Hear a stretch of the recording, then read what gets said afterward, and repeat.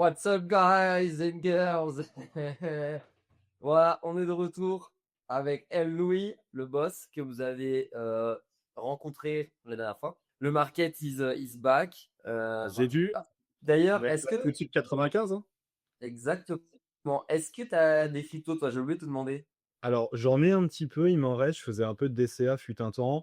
J'ai pas mal sorti fin d'année dernière. Je suis pas re-rentré pour l'instant parce que j'ai ouvert mon cabinet. Donc voilà, il y a pas mal de frais qui sont passés dedans. Donc, il y a plein de gens qui ne savent pas en fait comment cash out. Donc, on l'a vu la semaine dernière. Malheureusement, on va dire qu'il n'y a pas, c'est vraiment un petit peu custom en fonction de chaque profil, d'accord? Donc, donc ça va dépendre de plusieurs choses. Donc, ça va dépendre de est-ce que vous faites principalement du trading, du day trading et que c'est votre seule activité financière.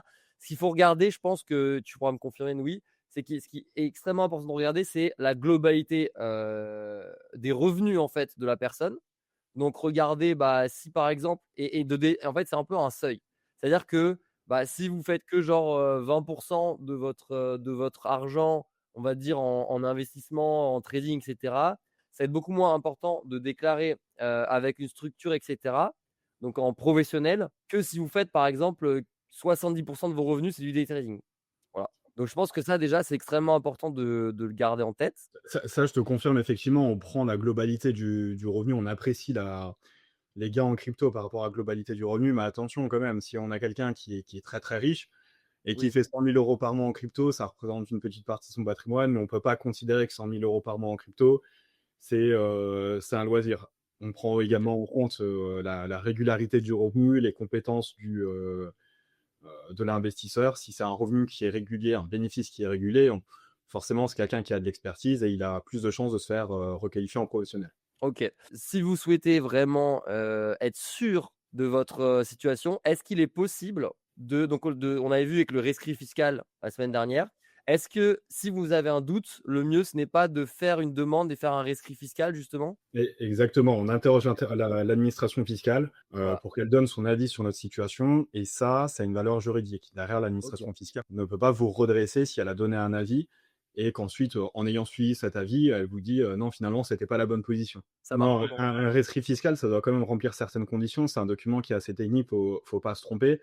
OK. Surtout, il faut être extrêmement précis. Si vous avez un petit peu de connaissances juridiques, vous pouvez tenter de le faire seul, évidemment. Moi, je ne conseille pas de le faire tout seul, plutôt s'adresser à un avocat fiscaliste ou OK. à la rigueur à un expert comptable ou à un OK. gestionnaire de patrimoine. C'est des personnes qui sont habituées à faire ce genre de demande. OK.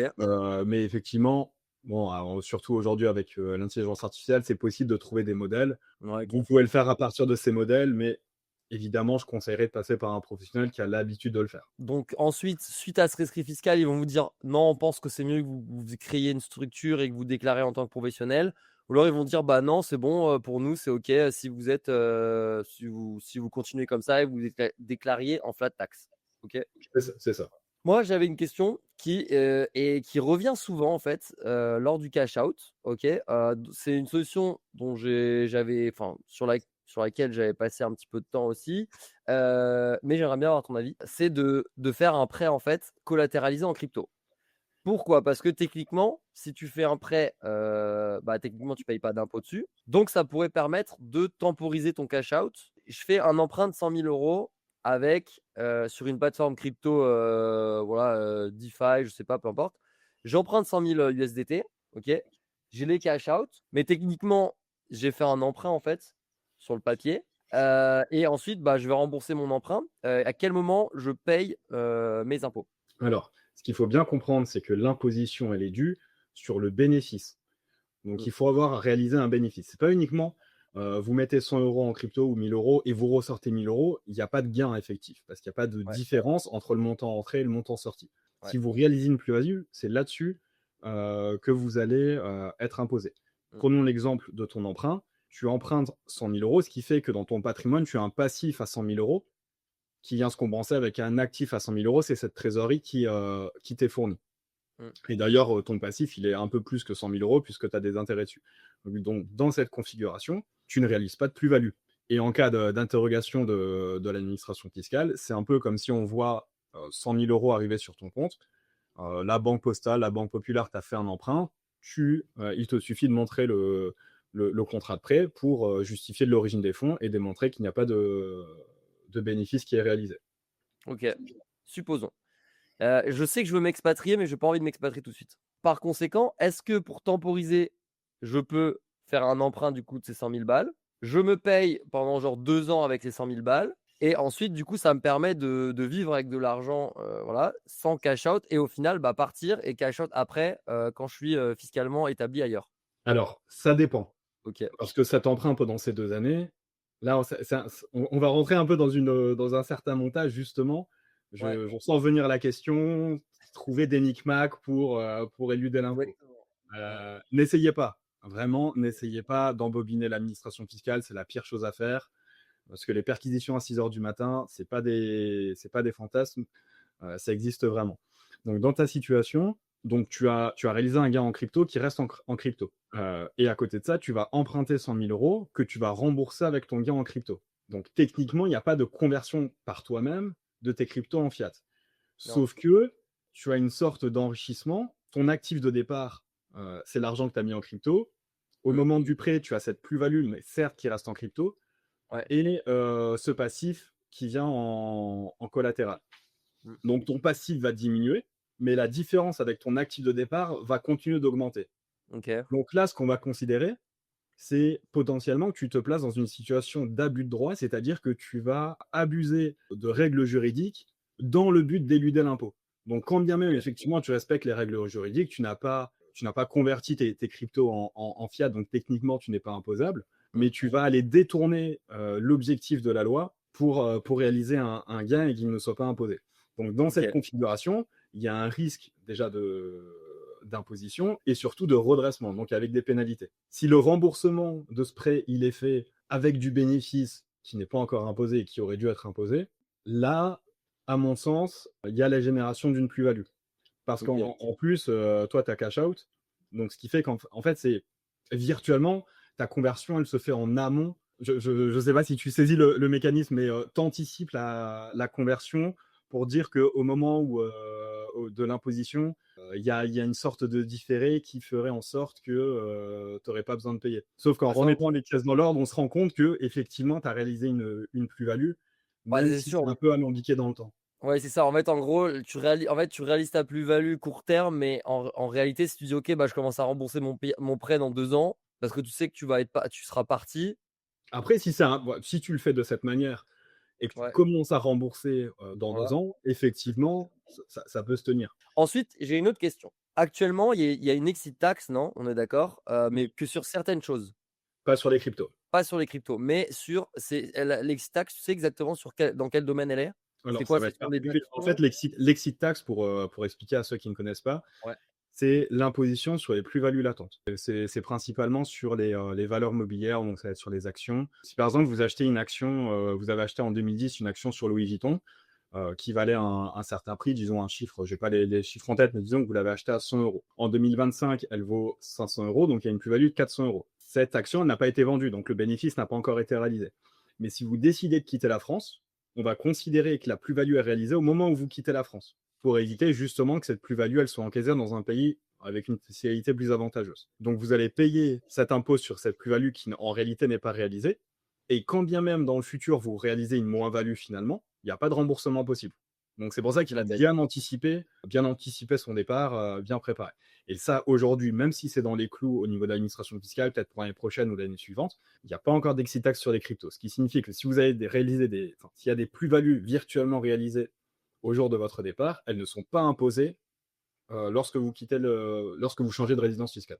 Ouais. Et du coup, si vous voulez vous expatrier, il faut profiter. On va commencer à répondre à vos questions un petit peu parce que ça a accumulé. Cash out 500 000, c'est comment? Parce que mon banquier m'a clairement dit que si je retirais 500 000, la banque allait tout me bloquer. Ah, ça, je pense que ça dépend un peu de la situation personnelle, quoi. Ouais, ça dépend beaucoup de la situation personnelle. En réalité, il y a beaucoup de jurisprudence à ce sujet. Là, en réalité, la banque n'est pas censée bloquer ses fonds. Elle peut engager sa responsabilité. Néanmoins, la plupart des banques préfèrent bloquer et prendre le risque d'une sanction, prendre le risque d'une action contre un client personnel, plutôt que d'avoir des sanctions derrière pour complicité de blanchiment de fonds ou financement de crimes organisés. Donc pour eux, c'est une balance de risque. vaut mieux risquer une action contre un seul client qu'une action contre les institutions Bon, financières. ouais. Ok. Moi, genre, du coup, pour avoir fait cash out quelques personnes à Maurice, en fait, ça va dépendre déjà de votre banque. Ça va dépendre de vos capitaux. Ok, nous, en général, on fait cash out entre 500 000 et 3 millions d'euros à Maurice. Ça va vraiment dépendre, honnêtement, de la relation que vous aviez avec votre banquier.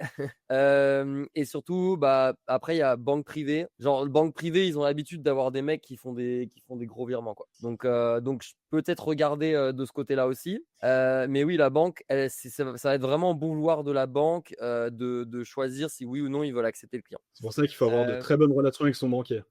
Allez le voir de temps en Exactement. temps, mais vraiment, même si vous n'avez pas grand-chose à lui dire, allez le voir de temps en temps, faites le point sur votre situation, prenez un café avec lui, demandez comment il va, où est-ce qu'il est parti en vacances. Je vous assure que ça peut faire la différence. Ouais, je suis complètement d'accord avec toi. Zero Van, c'est networking et très bon contact à avoir, son banquier. Le mieux pour moi, ça reste vraiment de tout déclarer, d'être OK avec l'administration fiscale et de prendre une banque traditionnelle. Il n'y a rien de mieux qu'avoir une banque traditionnelle en tant que partenaire. Comme ça, bah, tu sais qu'ils ne vont pas te bloquer tes thunes. S'il y a un problème, tu peux aller les voir en physique. Parce que les néobanques, le problème, c'est qu'à tout moment, et vous avez personne derrière. En fait, en réalité, les mecs du support, je connais très bien, c'est des call centers à Madagascar. Donc, c'est vraiment, ça va être des réponses génériques. Tu avances nulle part et à tout moment, les néobanques, elles te bloquent en fait ton compte. Voilà. Genre, elles te disent, OK, on n'aime pas ça, tu retires tes fonds, ciao. Et même dans le pire des cas, ils peuvent te les geler. Et là, tu dois prouver que tu n'as pas fait de la merde pour qu'ils te les dégèlent. Voilà. Admettons, tu gagnes 80 000 net avant impôt, tu décès depuis 5 ans sur les cryptos et tu sors 500 000. Ils prennent en compte les années. Bah, moi, je Ouais, pense que c'est ils la. vont prendre en compte les années, en fait, dans ce genre de situation. Entre guillemets, la stratégie qu'on met en place, c'est de dire que c'est de l'investissement patrimonial. C'est un peu comme si vous mettez de l'argent un peu tous les mois sur votre PEA.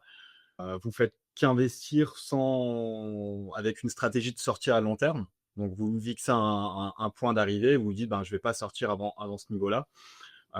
Donc là, on n'est plus sur de la gestion de son patrimoine personnel, réinvestir sans chercher une spéculation à court terme.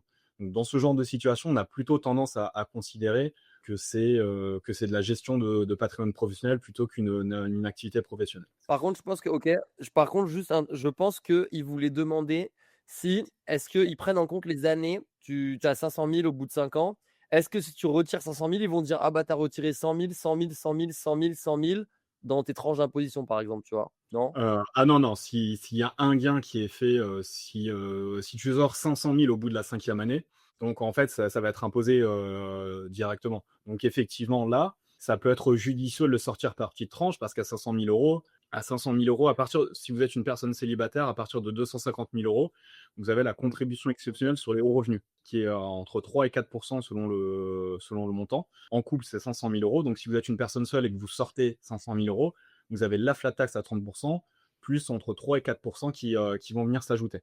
C'est progressif, donc ça va être peut-être quelque chose comme 3,2, 3,3%. Ce seuil de 250 000 euros, c'est pas que sur les cryptos, c'est sur l'ensemble du revenu. Donc, il faut aussi Ouais. voir par rapport à vos revenus à côté et bien faire son calcul pour diminuer cette interposition. Parce que mine de rien, sur 500 000 euros, 3%, ça fait 15 000 euros. Ensuite, Daskar, bonjour à tous. Est-il possible de contacter Noui pour des questions légales ou prendre rendez-vous d'une certaine façon? Oui, tout à fait. Vous avez sur mon compte Twitter, dans le profil, il y a une adresse mail de contact à laquelle vous pouvez écrire. Noui, qu'est-ce que tu penses du coup de s'expatrier 2-3 ans et revenir avec le pactole après? Supposons qu'il y a l'autre pays est à 0%, tu viens, tu te mets dans la résidence fiscale de l'autre pays, tu cash out, tu restes 3 ans, on va dire, sur le pays et tu rentres en France après. Dans la pure théorie, oui, c'est possible. Dans la pratique, à partir de quel montant ça devient intéressant de le faire? De partir 3 ans dans un autre pays? Parce qu'il y a des points à mettre en corrélation et Tisma, tu en es parfaitement témoin. C'est que les pays avec très peu de fiscalité, c'est des pays où il faut beaucoup d'argent pour bien vivre et il y a des taux de pauvreté qui sont élevés, il y a pas beaucoup de services publics, en tout cas pas de bonne qualité. Il faut prendre vraiment toute la situation dans sa globalité. Dans quel pays sans fiscalité vous allez vous rendre pendant 2-3 ans, quitter d'une certaine manière le confort que vous avez en France pour aller dans un autre pays, pour économiser de l'impôt, sachant qu'un déménagement à l'étranger, ça coûte de l'argent. Est-ce que vous allez réellement faire une économie au bout de 3 ans? Est-ce que vous allez être bien là-bas pendant 3 ans ou est-ce que c'est pas mieux de payer ses impôts en France, plutôt que de se mettre toutes ces difficultés pour au final en plus revenir 3 ans plus tard? Parce que si vous comptez revenir, c'est que quelque part vous êtes assez bien en France. Le problème, c'est qu'il y a toujours un risque que, bah, déjà l'administration fiscale peut faire chier. Alors honnêtement, j'ai déjà eu des cas d'administration fiscale qui revient après te chercher, mais c'est pour des mecs, alors c'est pas des clients à moi, c'est des mecs qui sont des grosses fortunes de Maurice et cetera, mais là, c'est des gars à 300 M, 200-300 M, tu vois? Donc là, l'administration fiscale, elle est en mode, putain, si je peux même gratter genre juste 1%, je fais 5 M, je suis bien, tu vois? Si l'administration fiscale, elle dit: «OK, ça, on n'est pas trop d'accord», en fait, c'est à vous de prouver que vous étiez dans votre droit. Donc après, le seul bémol, c'est que souvent, les gens sont dans leur droit et ça va passer. Ils vont pas se faire requalifier, et cetera. Par contre, c'est un processus qui va durer genre 5 ans où tu peux avoir potentiellement des fonds qui sont bloqués, et cetera, et cetera. Donc nous, pour nos clients, et cetera, en général, moi, je recommande 3 ans, OK? 3 ans, c'est le minimum, alors il y en a qui veulent 2 ans et cetera, mais pour moi 2 ans, c'est 2 ans, c'est vraiment light, light, light. Si vous voulez être plus sûr, c'est 3 ans et il faut vraiment, bah, montrer que vous habitez à Maurice, que, bah, je sais pas, si vous avez des enfants, ils vont à l'école à Maurice. Si vous travaillez, voilà, vous allez pas faire 50 000 allers-retours dans le monde entier, vous n'allez pas rentrer en France tous les 2 mois. Vous vivez la vie mauricienne, vous créez un compte bancaire Maurice évidemment, vous participez à la vie locale et cetera. Je parlais justement du coût de la vie en fait, et c'est vrai que les «paradis fiscaux» entre guillemets parce que voilà, mais les endroits où fiscalement c'est intéressant, l'immobilier est très cher en général parce que les gens qui viennent s'expatrier là-bas, ils ont beaucoup d'argent, donc en fait, il faut assurer le coût de la vie en général, donc voilà. Mais par contre, pour le coup, Maurice, c'est pas un tu payes moins cher que Paris, tu payes moins cher en général, qu'un peu partout en France, sauf les courses qui peuvent être un peu plus chères au supermarché et cetera. Vu que c'est importé pas mal. Mais par contre, après dans les restos, tu vas payer moins cher. Tes activités, ça va coûter moins cher aussi. L'essence coûte moins cher, on est à 1,20 le litre. Et l'immobilier, en vrai de vrai, à Maurice n'est pas encore trop cher. Tu vas avoir des villas avec piscine, pour, voilà, 1 000 € par mois, tu vois? Et tu as la plage à, 5 minutes en voiture, quoi. Tu fais ta Donc promo pour qu'on te rejoigne tous. ouais, exactement, exactement. Et les gars, n'oubliez pas tismaconsulting.fr. Ensuite, imaginons que je mets des euros sur Binance, j'achète des Ethers que j'envoie sur une autre adresse, ils vont tracer. Bah oui, 100. Enfin, ils peuvent en fait. C'est Donc, traçable. si tu es une target, bah là, ils vont le faire. Le problème, c'est que vous pouvez tout faire. C'est-à-dire que vous pouvez décider de ne pas déclarer, vous pouvez essayer de, voilà, vous pouvez faire ce que vous voulez. Par contre, le problème, c'est quand ils vont venir se dire, ah, bah tiens, il y a un problème. Là, ils vont regarder et là, tu es mort. Et il y a une chose qui est sûre, c'est qu'à partir du moment où vous êtes dans les radars, j'ai pas envie de dire vous en sortez jamais, mais pendant plusieurs années, faut s'attendre à des contrôles même réguliers tous les 3 ans. Par contre, si je fais des prestations de services payés en crypto, techniquement, c'est pas traçable. En fait, quand vous faites ce genre de choses, en réalité, on peut vous assimiler à une personne qui, fait de la prestation, service au black, qui encaisse que du liquide. Le liquide, c'est pas traçable. Et pourtant, des gens qui n'encaissent que du liquide, ils sont attrapés parce que forcément, si vous faites de la prestation service, à un moment, il faut communiquer dessus. On va commencer à parler de vous, vous allez avoir deux, trois clients, il va y avoir du bouche à oreille, jusqu'au moment où, sur Instagram, sur Snap, vous recevez un message et derrière, c'est un fonctionnaire, soit de la police, soit de l'administration fiscale, soit de l'URSSAF. Et là, ça va remonter. Et au moment où vous dites paiement en crypto, c'est fini. Tout ce que je peux vous dire, c'est honnêtement, les impôts, je sais que c'est chiant et particulièrement pour nous, c'est le prix du sommeil. On dort bien mieux quand on sait qu'il n'y a pas besoin de mettre le réveil à 5 heures. Alors, si je fais des CA depuis plus de 2 ans sur 2 cryptos, plus achat ponctuel sur d'autres, comment faire pour avoir un vrai résultat de plus-value latente réelle si je ne suis pas capable de le faire? L'État pourra réussir à le faire. Bah, en fait, le problème, c'est que l'État, il a les couilles. L'État, il va dire: Ah «Bah, non. mon prof», ouais, Alors, il va l'administration dire: fiscale va venir et simuler la plus-value la plus importante. Donc, si vous n'êtes pas en mesure de déterminer combien vous avez mis, on va considérer la plus-value, c'est combien vous avez sorti. Donc en fait, ils vont te dire: «Bah, OK, tu trouves pas, bon, bah, c'est comme si tu avais rentré 0, du coup, tu as fait que de la plus-value», genre. Partez du principe que tout ce que vous ne pouvez pas prouver n'existe pas. J'aimerais préciser un point par rapport à cette expatriation avec 0% d'impôt, parce que je crois que c'était l'année dernière là, sur les réseaux, ça parlait justement de cette e-identité ou e-société, notamment en Estonie, qui permettait Exactement, ouais. d'ouvrir une société en Estonie, mais de rester en France. C'est-à-dire que vous avez juste une société entre guillemets numérique. Ça, c'est la meilleure chose à faire si vous voulez avoir une perquisition fiscale. Vraiment, perquisition fiscale, redressement, 80% de pénalité. c'est le truc qui va vous mettre la tête sous l'eau pendant peut-être même des dizaines d'années selon les montants. C'est vraiment le genre de move duquel il est très très compliqué de se relever. Et en moyenne, de ce que j'ai vu, il faut entre 3 et 6 mois l'administration fiscale pour venir vous attraper. Pour des sociétés ou des personnes, ce qu'on va prendre en considération, c'est pas le siège de la société, mais où se situe pour une personne les intérêts vitaux et pour une société le centre des intérêts économiques. Là où est produit la richesse, là où se situent les intérêts de la personne. Si vous avez votre logement en France, votre compte bancaire, votre travail en France et que vous avez une société en Estonie, on sait très bien que toute la richesse est produite en France. C'est simplement des manœuvres frauduleuses qui sont faites pour esquiver l'impôt. Et ça, l'administration fiscale le prend très mal. J'ai eu un client qui a fait ça. Il avait une société à Dublin, donc en Irlande, sauf que lui habitait bien en France. Et comment est-ce qu'ils s'en sont rendus compte? Tout simplement, c'est parce qu'un de ses clients se portait candidat sur des appels d'offres sur les marchés publics. Donc dans ce genre de situation, c'est une sorte de KYC qu'on fait avec l'administration, mais en tout cas, voilà, ils doivent donner la liste de leurs fournisseurs, de leurs sous-traitants, les dernières factures, etc. La commune qui se rend compte que dans les sous-traitants, il y a une société étrangère, et donc directement, il y a un check qui est fait, parce qu'on est sur des marchés publics, on ne peut pas confier ça à n'importe qui. Donc c'est transmis à l'administration fiscale qui va enquêter, et qui se rend compte que le dirigeant et le bénéficiaire effectif de cette société étrangère se situe en France. Après interrogation du registre britannique, parce il y a des communications entre les différents États, il se rend compte qu'il a plusieurs sociétés à l'étranger, et directement, ça a été perquisition fiscale à 6 heures du matin avec l'autorisation du juge des libertés de la détention, saisie de tous les comptes bancaires, saisie de tout le matériel informatique, et depuis, sa vie est un enfer. Tout ça, et en plus, il réalisait de l'impôt. Je crois qu'il réalisait 50 000 euros de chiffre d'affaires, même pas grand-chose. Ouais, pas Et grand-chose en tout plus. est devenu un enfer, il n'a plus rien, ses comptes bancaires sont gelés, derrière, il n'a plus aucune crédibilité à l'égard de ses banques, il ne peut plus travailler, ça ne vaut pas le coup, et qu'il y a eu 3 mois entre l'ouverture de sa société et la perquisition. Mais Ouais. dans tous les cas, encore une fois, bon, je vais prêcher pour ma paroisse, si vous anticipez un gain, adressez-vous à des professionnels, pas uniquement des avocats, des fiscalistes, des gestionnaires de patrimoine, des experts comptables. Entourez-vous, c'est de l'investissement.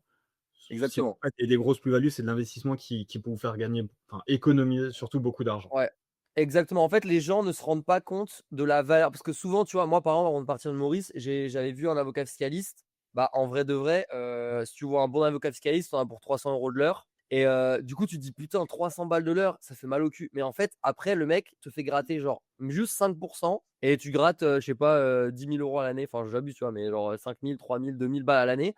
Et enfin, ça compound, tu vois. Donc, en gros, vraiment, si vous avez genre plus de 100 000 balles, n'hésitez pas à prendre 1, 2, 3 consultations. Dernière question qui nous dit comment on fait son transfert de résidence fiscale. Je suis parti il y a 10 ans, mais j'ai jamais signalé quoi que ce soit à la France.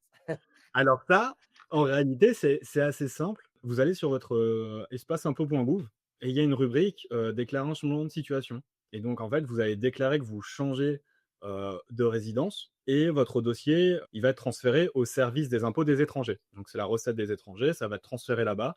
Et en fait, et derrière, bon, il y a quelques formalités à remplir, des documents à remplir, etc. Sur la nouvelle résidence, justifier que c'est bien la nouvelle résidence, il y aura des documents à transmettre, mais ça se fait en ligne. Alors effectivement, pour des personnes avec une situation patrimoniale plus complexe, généralement, ils ne veulent pas s'embêter, surtout des gens, enfin, je remarque que les gens, plus ils ont d'argent, plus ils ont une phobie administrative, donc ils ne s'embêtent pas et confient ça à leur avocat ou à leur gestionnaire de patrimoine, mais en réalité, vous êtes capable de le faire tout seul depuis votre espace impôt.gouv. Donc voilà, je pense qu'on n'est pas trop mal là-dessus. Si jamais l'expatriation, du coup, vous intéresse à Maurice, parce que voilà, moi, je fais que Maurice, évidemment, n'hésitez pas à venir nous, en gros, on travaille avec Thierry, qui est Chief Compliance Officer donc, de Synapse, un des plus gros KYC, KYB de France en crypto. Si vous, quasiment tous les projets crypto se passent par entre ses mains. On a ouvert du coup une compagnie d'expatriation souvent pour les high tickets, donc pour les gens qui ont beaucoup de crypto, tout simplement.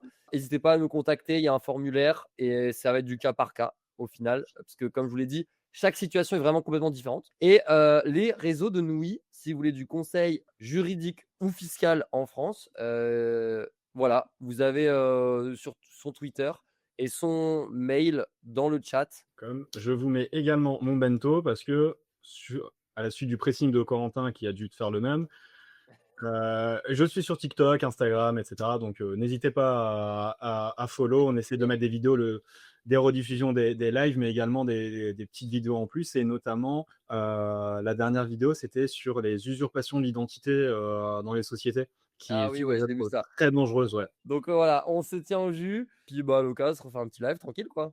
avec plaisir. Vas-y, top. Allez, ciao. Bye, guys.